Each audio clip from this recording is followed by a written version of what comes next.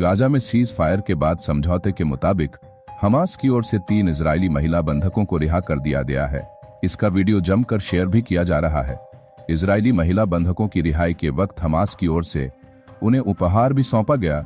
Gaza पट्टी से रिहा की गई 3 महिला बंधकों को हमास ने कथित तौर पर रेड क्रॉस को सौंपे जाने से पहले ही गिफ्ट बैग भी दिया।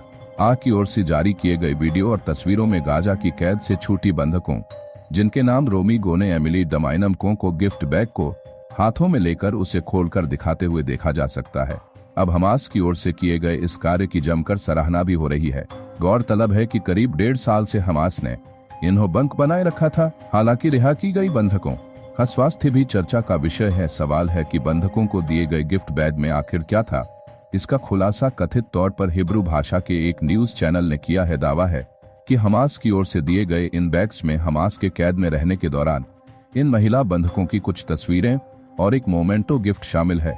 हमास के लड़ाकों ने कथित तौर पर तीनों महिलाओं को गाजा में बिताए गए उनके वक्त को यादगार बनाने के लिए यह तोहफा सौंपा है।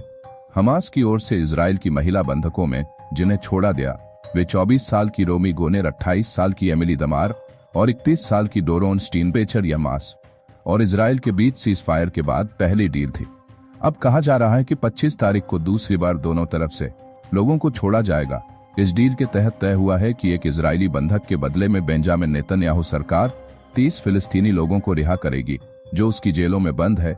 इजराइल ने जिन लोगों को रिहा किया है उनमें से ज्यादातर बच्चे और महिलाएं हैं। इन लोगों पर इजराइल की सुरक्षा में सींध लगाने के आरोप है, जैसे इजरायली प्रतिष्ठानों पर पत्थर फेंकना, सुरक्षा बलों को टारगेट करना आदि। इसके अलावा कुछ लोगों पर हत्या के प्रयास जैसे मुकदमे भी दर्ज थे। इन लोगों की रिहाई और सीज फायर को हमास अपनी जीत के तौर पर देख रहा है। इस बीच गाजा में लाखों लोग वापस अपने घरों को लौटने लगे हैं।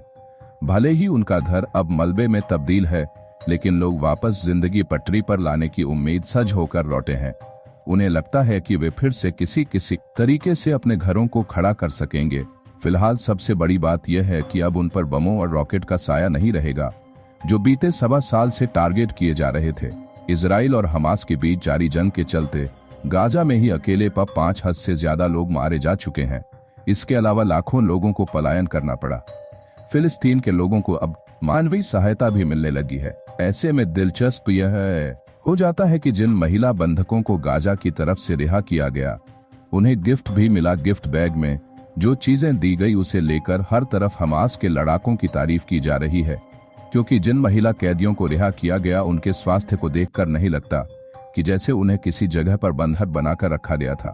इस रिपोर्ट में फिलहाल इतना ही। बाकी की तमाम अपडेट्स और सूचनाओं के लिए अभी सब्सक्राइब करें।